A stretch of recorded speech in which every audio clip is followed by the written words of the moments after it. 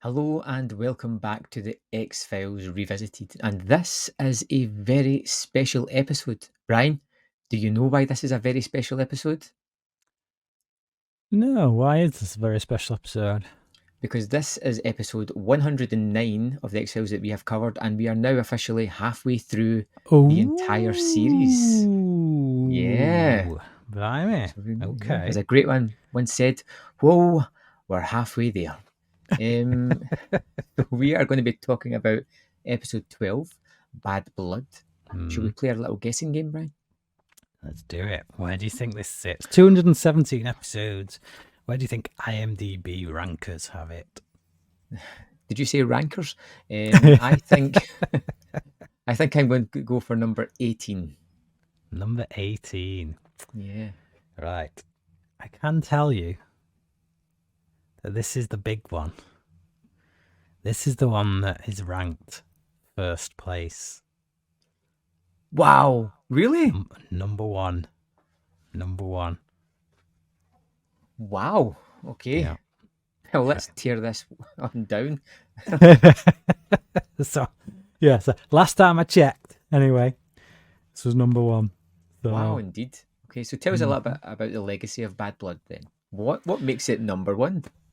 just, I mean, we're going to get into it. So, but I just think, yeah, very funny, very good observations of the characters, playful, and yeah, let's just do it. Let's get into it.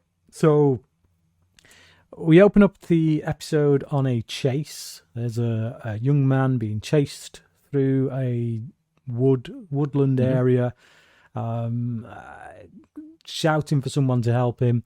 The person that is chasing after him clearly looks like Mulder, because it's like you can recognize Mulder's silhouette from anywhere, quite frankly. But yeah, it turns out it is Mulder, but we only get to see that it's Mulder once he stabs this guy through the heart with a stake and drills it in several times with a rock.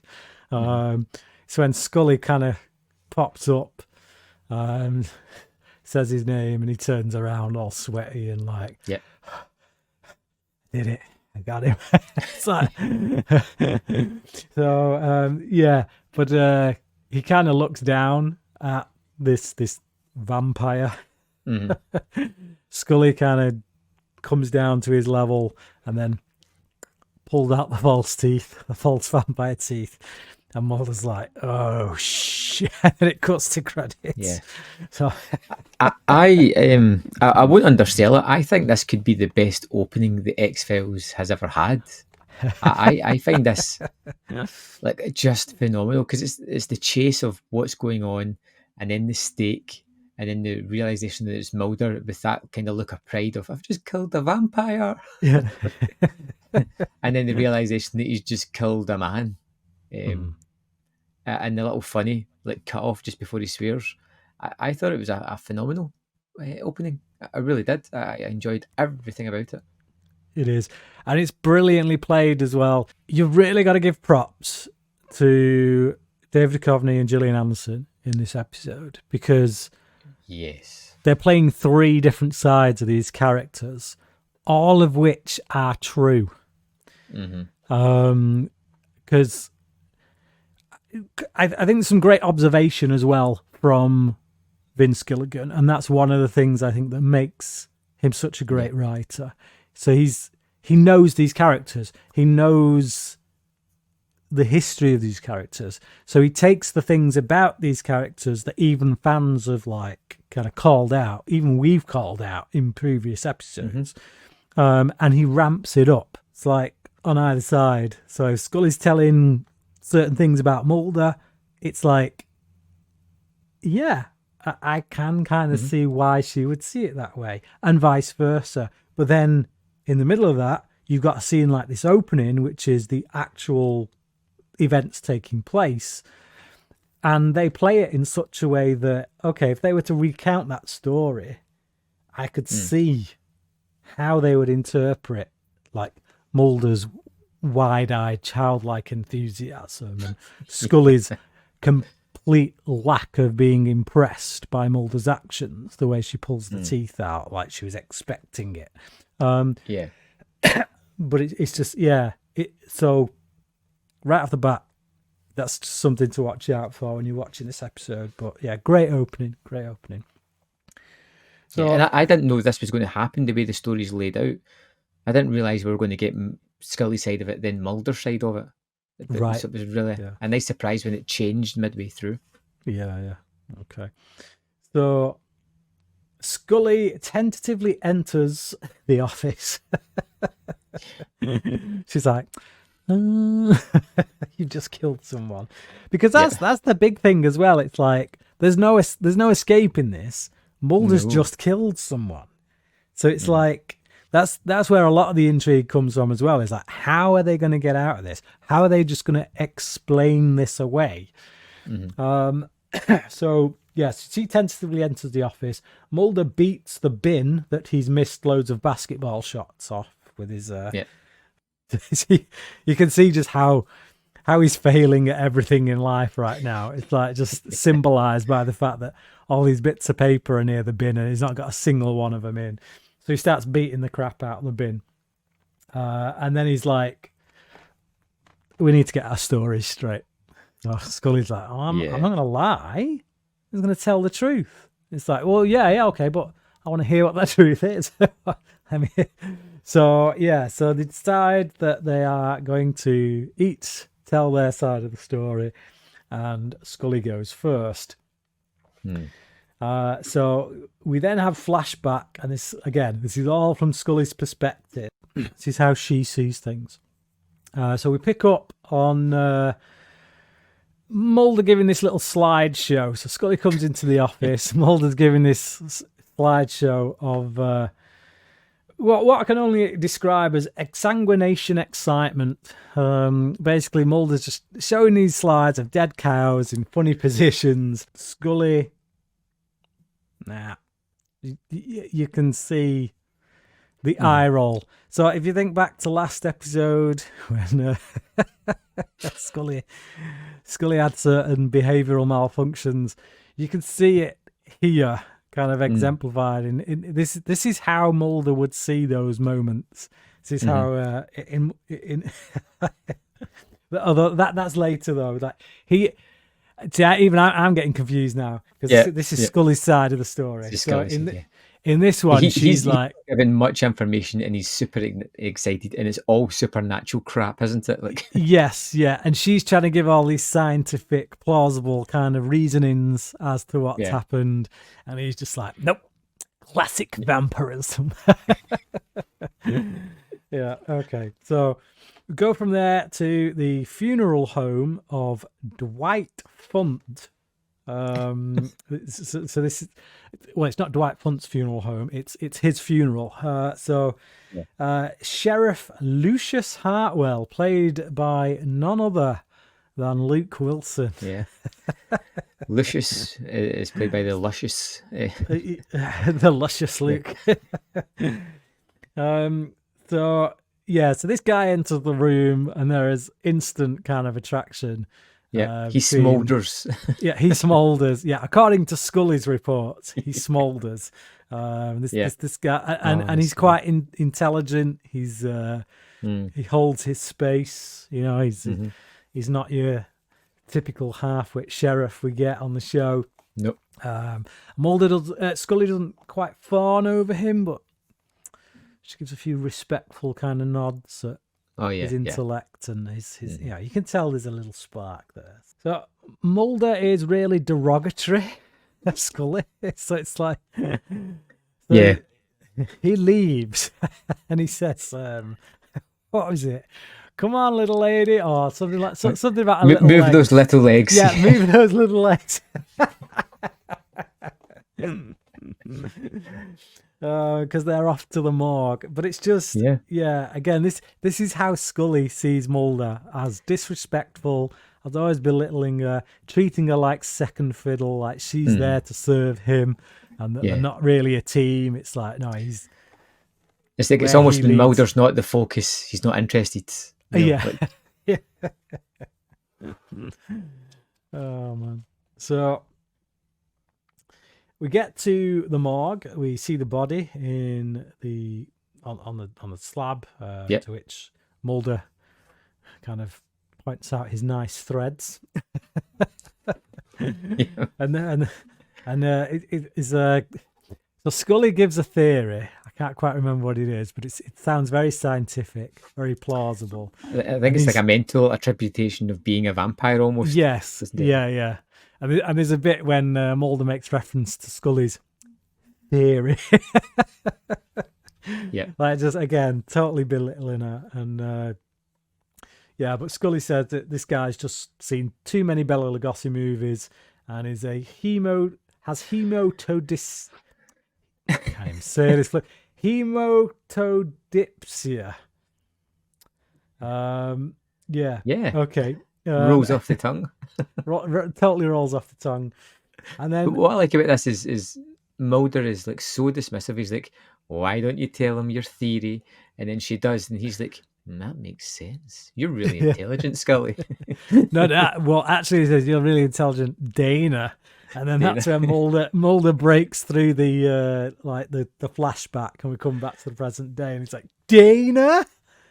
He's not calling you Dana. It's like, when did he use Dana?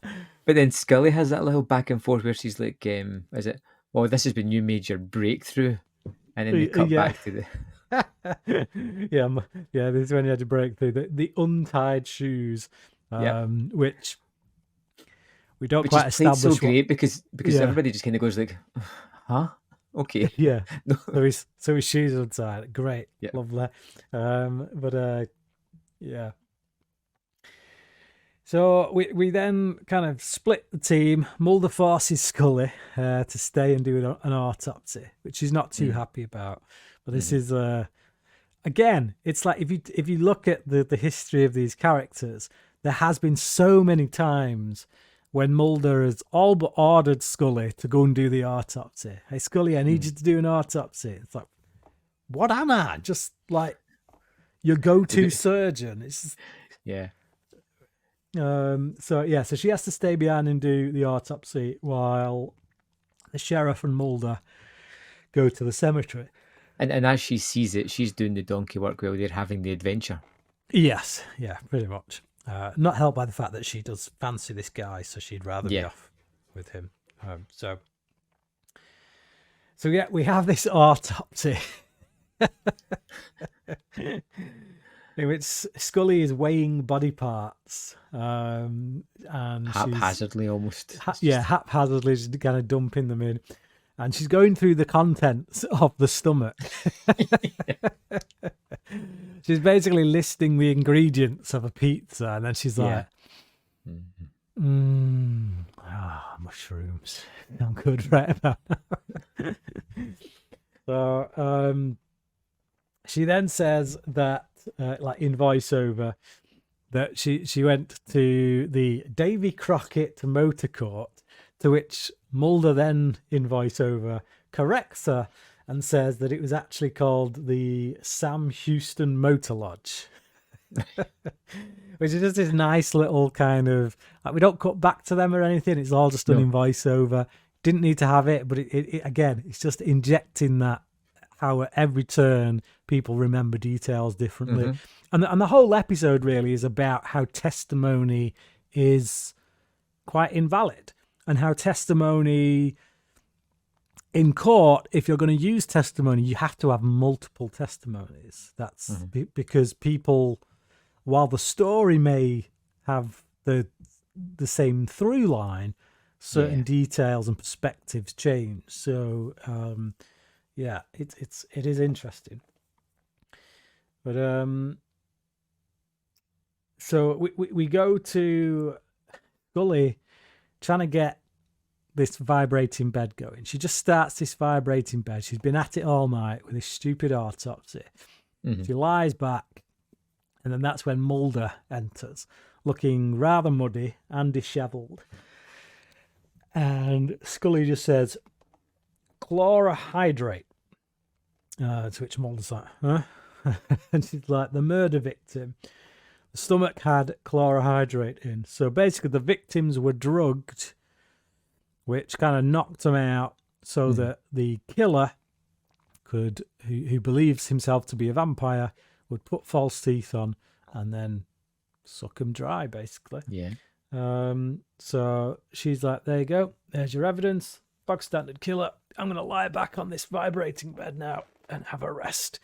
To which Mulder says, no, get your ass back to the morgue because you're going to do another autopsy. Yep.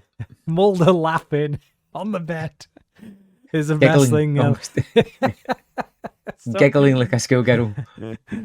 Yeah, so she goes off and she's making this like really sympathetic case as to what she's been working all night. Please don't get the bed muddy. And it's just like, and Mulder's just like, yeah, I don't give a toss. He just sprawls all over the bed with his muddy clothes and just starts giggling like a child. I love it.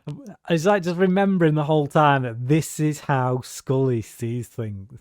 Yeah. It's like, and it puts a whole new spin on their relationship.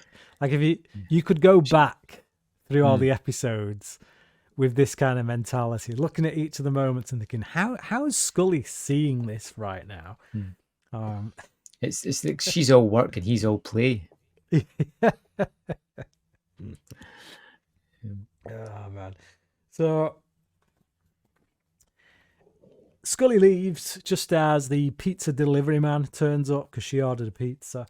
And then she heads off to the autopsy for a Mr. Excuse me, Paul Lombardo. So a little bit like the previous autopsy, only in this one there's much less enthusiasm because she's super tired. Yeah, she puts the intestines even more aggressively dumping the body parts. Yeah, and then they spill over and then they just start falling. Yeah. It's just this like long string of intestines. Just it's so grim. It's tired Scully. And then she figures out once again that the victim was drugged, and they also have the same contents in their stomachs, so they must have been drugged whilst eating a pizza. Well, did she get the phone call just before she's onto the stomach? Yes, so she gets a phone call just before that, and it's just someone heavy breathing on the other end of the line, which is pretty random at first. So she just hangs up, and then that's when she makes the pizza and chlorohydrate discovery, and she's like, "The pizza guy," and it's just like the way she does it as well is like kind of tapping into how she sees that she's made the connection. Yeah, she's been Sherlock Holmes in that instance, kind of thing. She's had that eureka moment. So Scully kicks in the door of the hotel room and the vampire runs out. Scully she misses him apparently with 3 shots with just a few meters between them. Yes, but she does it Lethal Weapon style as well, where she's like rolling over on the floor. So in her head, she's like really action-packed and heroic and stuff. Mulder does Shaft. Yep. So basically he's lay there looking all drugged out, and he just does the whole Shaft monologue thing from the opening credits of Shaft, which I will not even dare to try. Shut your mouth. Yeah, shut your mouth. Who's a man? So Scully says Mulder ran after the vamp, staked him in a drugged state, but she kind of offers the consolation that he still caught a killer. You know, he may not have been a vampire, but he was a killer. He was drugging people and draining them of their blood. So, you know, was it a bit excessive cramming a stake through his heart? Yeah, maybe, but yeah. If he'd shot him, would it have been better? Yeah. So Mulder starts his side of events. So we go once again to the slides of Yeah. the cows. And I love how the cows in the slides don't change. They still Yeah. look as ridiculous as they once did before. But Mulder, so again, this plays into the whole, like, certain things do stay the same. There are certain facts that remain unchanged, but Mulder is really respectful, and Scully couldn't give two. She's so dismissive. Yeah. I love this one because I know there's some truths in most of them, but I've never seen Mulder like this, where he's like, I don't want to jump to conclusions. Now it could be this, which is really plausible, but there is a hint of someone pretending to be a vampire. Or my favorite one is, that's your opinion, and I really respect that. But because this had me doubled in two, Brian. It was so funny and so ridiculous and just hilarious. Yeah, it's just the way it's so softly spoken about it. Like he's always walking on eggshells. Yeah. Like very he's nervous. walking on eggshells because he's expecting Scully to take him down. He's expecting Scully to ridicule his nonsensical BS, and it's like, and just beat him down with science. It's like this is how he sees it.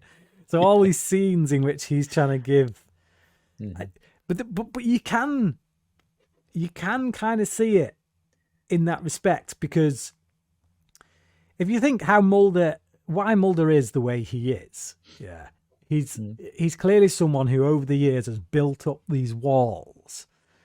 So it's almost like a defense mechanism. You know, you think people in the FBI will call him spooky. And I feel like maybe at the start, when he started going down this avenue of like crazy investigations, maybe he did have that like childlike enthusiasm in which he explained it to people, and he got beat down a lot. And then that's when the black humor started to creep in as this like defense mechanism and stuff.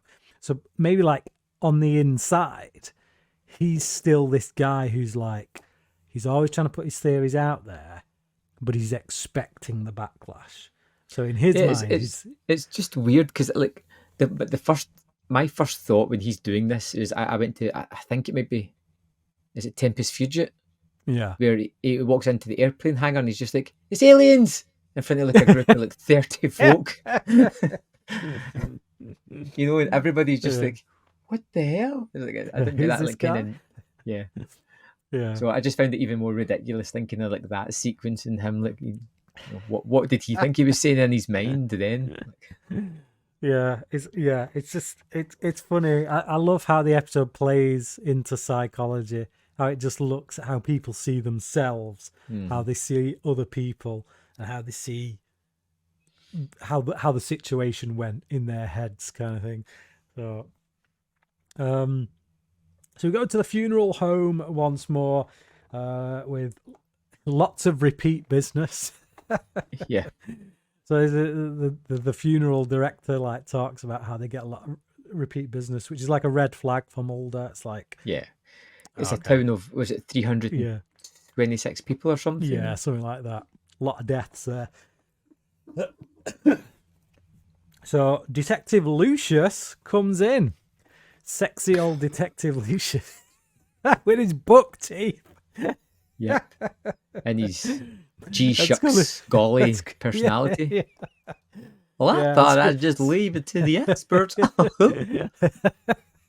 Scully's like, buck teeth? He did not have buck teeth. Mulder's like, it's right. It's right. Like explaining it with visuals.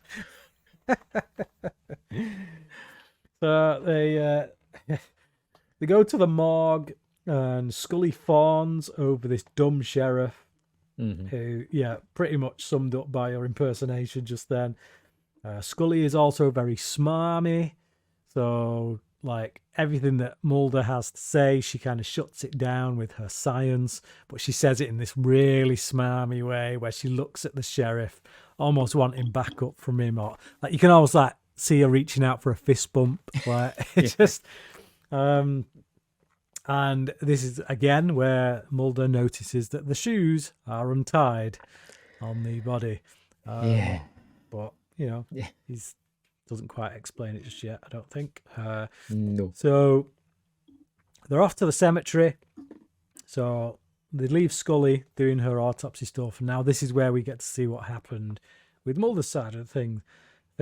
So they go to the cemetery, which Mulder explains is in literature is like a haven for vampires. So if you're expecting them to show up anywhere, check the cemetery. Mm-hmm.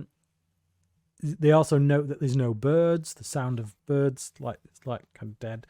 To which Sheriff is like, "Oh yeah, you're right." It's like, there's no birds. Could be that it's the dead of winter and there is no birds around. But yeah, there's no. Yeah. But I think that's. But when you get to the end of the episode, I think that's a really great sequence because he's kind of agreeing with them, but then dismissing it with logic, but seemingly being bumbling at the same time. Yeah. So the pizza guy just randomly shows up. He's like, "You all right, Sheriff?" It's like, "Yeah, you good?" It's like, what's this random pizza guy just doing in the middle of the cemetery at night? Yeah. It's like, anyway. But it's the moment where he pulls away and Mulder's like, "Here. They'll turn up here at some point, the killer. Maybe he'll tonight come. or..." He'll come. So they're on a stakeout and Mulder is kind of dropping seeds everywhere. And the sheriff's like, "So what's with the seeds?" kind of thing. And Mulder explains that vampires are obsessive compulsive. Yeah. So, and the guy's like Rain Man. Oh man, I couldn't work out his reference at first because of the way he said it, but he says, he goes, just how he says that. I know I'm in law enforcement, so I shouldn't, but I wouldn't mind taking him down to Vegas myself, if you know what I mean. And it sounds so sexual the way he says it. So I'm like, is Mulder trying to make out that this guy's gay? And he was like proper into Rain Man. And then I'm like, oh no, take him to Vegas because he's Rain Man. Right. So yeah, there was just that moment there. I'm like, this is going to a weird place, but it was just you, Brian. It was just me. Yeah, it was definitely just me. So they get a call on dispatch, and it takes them to a runaway RV, which is just doing circles. Circles, yeah. Yeah. And there's a really great payoff at the end of this. Yeah. Is it this point where he tries to skip ahead of the story? And Scully's yes, he tries to skip ahead, and Scully's like, "No, whoa! What happened with the RV?" Yeah. And he's like, "Well, we tried to shoot out the tires. It didn't really work. But it's like it's you see really this in hard. movies. Yeah, it's much harder than you would think than what it showed you in the movies." And then it cuts to like a Mulder just like hanging from the van going, "Oh!" Which is how he get covered in mud. Yeah. So he's getting dragged around, and then the RV runs out of gas, and it just comes to a dead stop, which is just an awesome payoff because it's like, oh yeah, if you'd have waited long enough, it's just gonna come to a dead stop, isn't it? It's not like it's going off the rails kind of thing. It's just doing laps, just doing circles. So they open the door and a body falls out, and it's like, great, another victim. So that was the second victim that Mulder then goes to the hotel and tells Scully to do an autopsy on. So back to the hotel to face Scully's anger, because she's So in Mulder's version of events, he goes in and he very politely asks if she wouldn't mind doing another autopsy. Like, "I know you've been at it all night, Scully, but it's really important. I'd really appreciate it." And she's like, don't get mud on my bed. And it's like, like just really giving him it, like saying, I've been at it all night. And it's just like railroading him. And just as she leaves, she's like, don't get mud on my bed. So he's like, he strips off and goes to the shower because he's thinking about Scully. He's trying to do the right thing. So, so he goes for a shower, and the pizza man comes to the door. He knocks on the door, and Mulder enjoys Scully's pizza. This is one thing I just didn't understand, because this is Mulder's versions of events, right? Yeah. And the pizza guy turns up to the door and he's like, it's $12.98, and Mulder says, as if he's been so great, here's $13. Bye. It's like a 2-cent tip. He's deliberately made himself out to be really cheap. Yeah, but that's the gag though, isn't it? It's like in his head, he has given this guy more. So it's like, like, I don't think he would see that as any kind of problem. And that's the problem. It's like he just makes a point. The guy's like $2.98, $12.98. He's like, there's $13. There you go. Don't spend it all in one place. Yeah. So he lies on the bed enjoying Scully's pizza, and then he sees that his shoelaces are untied and very neatly kind of like in a line. So at this point he starts getting dizzy and he falls off the bed as he tries to get to his shoes, and then he calls Scully, but he can't get his words out, and he's all like, doing the dirty phone call thing, and then we hear Scully just like creep and then hang up, which she didn't do in her version of the story. She didn't do. She just hung up. So the pizza guy then comes back through the door, obviously having waited outside for the drug to take effect, and that's when Mulder picks up his bag of seeds and just launches it everywhere, and the guy's like, oh, why'd you gotta do that for? You're in serious trouble, mister. Yeah, but it's the inconsistency of this, because like later on when you find out that the sheriffs or the town are all like vampires, like he's throwing the seeds in front of the sheriff, and the sheriff doesn't have the compulsion to them up. But I feel like a lot of that is because this kid is adhering to sticking to the law. Yeah. So he's so obsessed with vampire lore that it's not. But I tell you what, I do buy the annoyance in his voice. It sounds so. Yeah. Well, the annoyance would be there though, isn't it? Because in his mind, it's like if he's got to stick to this vampire lore, he can't just let that slide. So it's like, oh man, come on. So. Yeah, 2 shots to the chest of the flying squirrel. That's my note. So basically, Scully gets there just as this guy is like kind of he's finished picking up all the seeds. He's gone in for the kill for Mulder. Scully kicks the door down, and from Mulder's version of events, he flies at her like a squirrel. Oh man. So yeah, Scully's like, to go back to present day, and Scully's like, no one's gonna believe, and Mulder's like, they'll have to once they examine Ronnie Strickland's body. So that obviously takes us to an autopsy. Another one. Yeah, another autopsy. I don't think there's been as many autopsies in an episode as there has in this one. So a coroner is looking at Ronnie Strickland. He removes the stake out of the body. And after doing so, Ronnie awakens and then goes in for the kill on the coroner. So... Well, he doesn't kill him because we opened that out until He just viciously gnaws at him. Yeah. Skinner in this. Skinner just gets one scene, one moment, but it's just so awesome. It's so hilarious. Like Mulder and Scully are waiting outside Skinner's office, and they're kind of arguing, and Scully's trying to tidy him up, and he's whacking her away, and she's saying, "Look, just tell him we were drugged." And he's like, "I'm not going to do that. It's like it's just I'm not going to lie about." And then Skinner comes out of the office, and Mulder stands up and he's like, "I was drugged." He just caves instantly as soon as he sees Skinner. So Skinner says that Ronnie Strickland apparently rose, like bit the coroner, and Mulder's like, "He's dead." He's like, "No, he's just bitten. His neck was."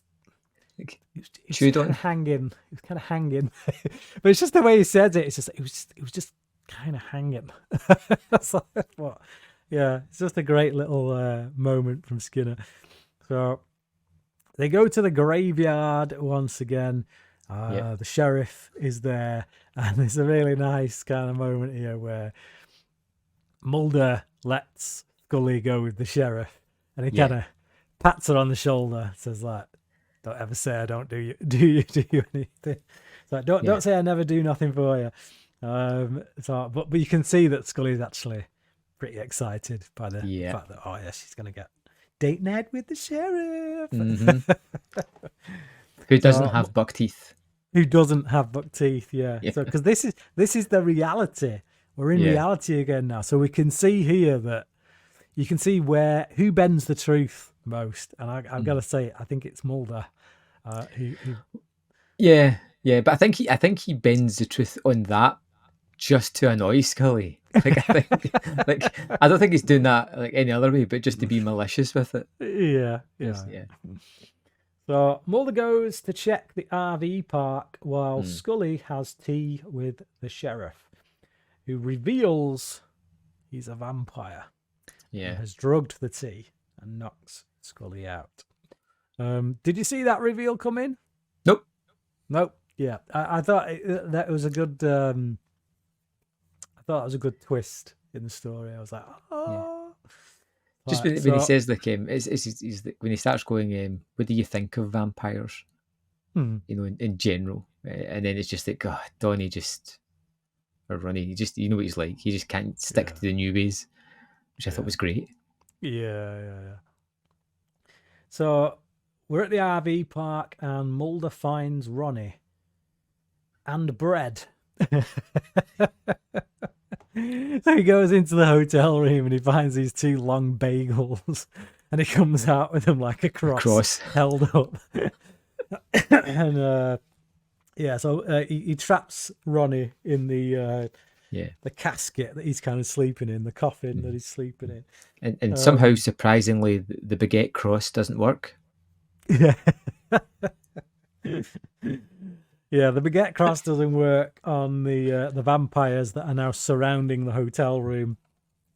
And now this is a great image. This is a wonderful image. The kind of glowing eyes, them slowly moving towards him, the inescapability that he has. They're coming towards him, and he can't do anything about it. Yeah, it's a very John Carpenter moment, I've got to say. That when he looks out the window and you see the people kind of coming close. Think like Night of the Living Dead with George A. Romero, or The Fog with Carpenter. It's very reminiscent of that kind of thing. So all these vamps swarm Mulder, and it kind of cuts to black. And then Mulder wakes up in his car, kind of legs hanging out the window. And Scully finds him, and all the RVs are gone. So basically, this vampire community is uprooted, moved on, disappearing act. So, so it's then that they have to give their report to Skinner, and Skinner's like, "So that's it." Mulder and Scully are like, Mulder's like, "Can neither confirm nor deny." And I was drugged. Yeah. And then it kind of it fades to black, and then we just get Mulder going, and he did have buck teeth. There was no buck teeth, is it not? And there was no buck teeth. Yeah, And there was no buck teeth. Yeah, Scully saying, and there was no buck teeth. Yeah, yeah. Like it's a terrific episode. Yeah. It really is. Like I've no qualms with it being number one on that list. It was incredibly fun and playful. Had a great story. Touched on supernatural elements without making them silly. Almost. I know. Like I loved. Even at the end of it, the idea of the nomadic vampires who just want to pay their taxes and live their lives. Like it's a great idea, which would be a great continuation. Seeing the duality of their opinions of each other was just wonderful as well. It makes you wonder why they've stuck with each other so long when that's their perception of each other. Ridiculously funny, hilarious, something I could watch over and over again. An absolute standout episode. Loved it. Yeah. It's element we've touched on many times before, which is that you've got Darren Morgan, who's like the king of the comedy episode, and the thing that makes him so good is that he takes a specific theme and he runs with it. Chris Carter has tried that numerous times, never lived up to it. He's good when it comes to writing serious stuff. When it comes to writing the comedy stuff, he doesn't have the same ability as Morgan to really hone in on that theme. And I think Vince Gilligan shows here that he does, because actually when you look at this episode, it is about community. You know, if I was going to say what's the one theme this thing is about, it's about community. And it dissects the idea of community in multiple ways, whether it's by looking at this vampire community that have rejected old ways and are trying to move forward from those old ways. And then you've got a member of that community who still wants to hold on to those old ways. You know, you think that that's how community kind of works. It evolves. You know, you have sets of rules within the community that evolve and people change them, and, you know, laws develop, things like that. So we see that how he deals with the idea of community directly with that vampire community, but also how community is formed through stories, through the telling of stories, the telling of histories, and how those histories are told through different perspectives of the community. So, you know, like Mulder and Scully are part of their own community, the law enforcement community, the FBI community. They have this job to relay the facts. But even that job is scuppered by the fact that they have their own perspectives within that community, and they themselves are making a commentary on the community that they've got into. So it's very well done. I don't know if I would say it's quite as good as how Darren Morgan treats material, but yeah, like I can't say this doesn't deserve the number one spot. I don't know that it would be my number one spot, but I can't dispute why. You know, I can't say what, you know, that shouldn't be a number one spot for anyone. It's a great episode. There's not a bum note throughout. The performances are really great, capturing those three different sides to the characters. Brilliantly written. So many laugh out loud moments. 5 out of 5. Absolutely brilliant stuff. And I gotta say, this season, I mean, it's the best. Like, without a doubt. Like, even if the rest of the episodes from here on out were average, this season has been so strong so far. Yep. That it's great. It's great. Like, for me, these past two episodes have been back-to-back 5-star episodes. I know you gave the last one a 4, but even so, that's a pretty high recommend. It's incredible season. Which is kind of bittersweet, I think, because you know they're not going to keep this up. Like, you can't. This level of quality, I feel as if we're reaching a peak X-Files. And you know what I'm saying. I know what you're saying. Anyway, tell me a little bit about Patient X. Okay, so first of a 2-part story. Oh, okay. I know you love your 2-part stories. So we're into full-on mythology territory here. This is Okay. a myth arc, 2-parter. We get the return of one of my favourite characters. Which I won't... Krychek? Yeah, go on. Yeah. I mean, he's the only one that really reoccurs, isn't it? Especially in mythology episodes. Mm-hmm. Yeah. So it just yeah. So yeah, we get the return of Krychek, and it's quite a dense mythology 2-parter. Okay. And there's some really good stuff in it actually that I'm looking forward to revisiting. It's been a long time since I've seen it though, so but I remember it being quite dense. Right. I remember really loving the first part, but as is always the case with 2-parters, that love of the first part really does hinge on how well the second part goes. Yeah. I'm not too sure about this one, where you're going to sit on it. I'm not too sure where I'm going to sit on it, actually. Okay. I may have been more favourable back in the day than what I will now, so it'll be interesting to see when we get there. Yeah, 100%. So thank you for joining us as we talked about Bad Blood. We look forward to you coming back and going through Patient X with us. Whether you're on a podcast or YouTube, we appreciate the like or the subscribe or the reviews are all fantastic. They all help our podcast and allow other people to discover it. So thanks for listening or watching, and we will see you next time.